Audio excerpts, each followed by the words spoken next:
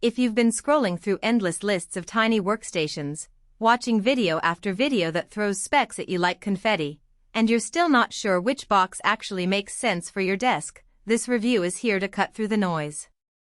I've spent the last few days swapping the P3 into a real-world editing suite, a CAD workstation, and even a home office that doubles as a gaming spot, just to see where the promises line up with daily life. Link is in the description if you want to check the product details on Amazon. The first thing that trips most people up when they look at a compact Pro machine is the fear of what am I really getting for the price.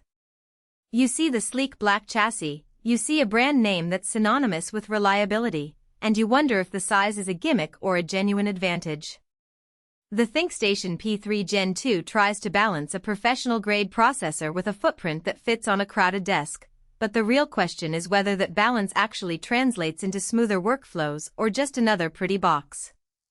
Let's start with the setup you'd actually do. The unit arrives in a fairly minimal box, just the tower, a power cord, and a quick start guide. You'll need a monitor, keyboard, and mouse, of course, but the rear panel is surprisingly generous for a tiny system. There are USB-C, USB-A, HDMI, and a couple of Ethernet ports, so you can hook up a high-resolution display, a docking station, and a wired network without needing a hub. The first thing I noticed was the ease of accessing the internals. A single side panel slides off, and the RAM and SSD are reachable without a screwdriver.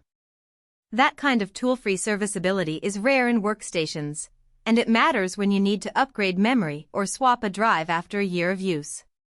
Now, what does the machine actually do when you put it to work? The Core Ultra 7265 processor, paired with 16 GB of DDR5 RAM and a 512 GB NVMe SSD, feels solid for day-to-day professional tasks.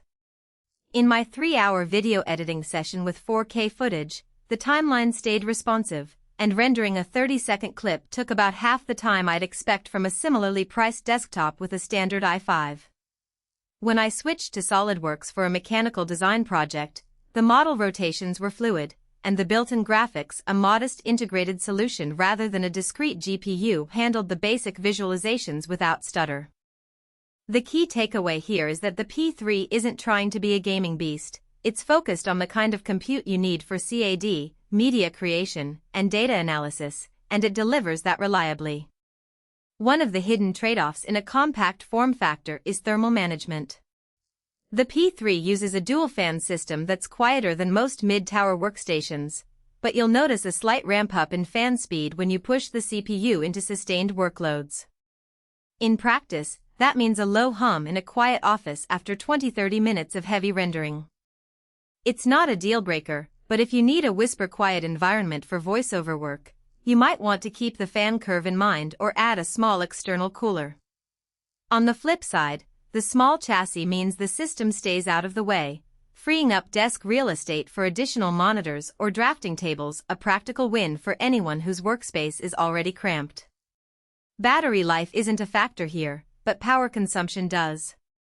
The workstation draws roughly 150 W under load, which translates to a modest electricity bill and keeps the PSU size small. If you're environmentally conscious, the lower wattage compared to a full-size tower is a subtle advantage you won't see on the spec sheet. However, the trade-off is that the machine doesn't support the most powerful discrete GPUs.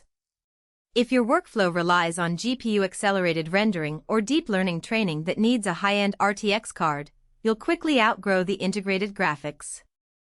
In that sense, the P3 is best suited for professionals who need CPU-centric performance, like architects, video editors, or data scientists who mostly use the CPU for crunching numbers. Who should buy this ThinkStation? First, freelancers and small studios that need a reliable, space-saving workstation for tasks like 3D modeling, video post-production, or running virtual machines.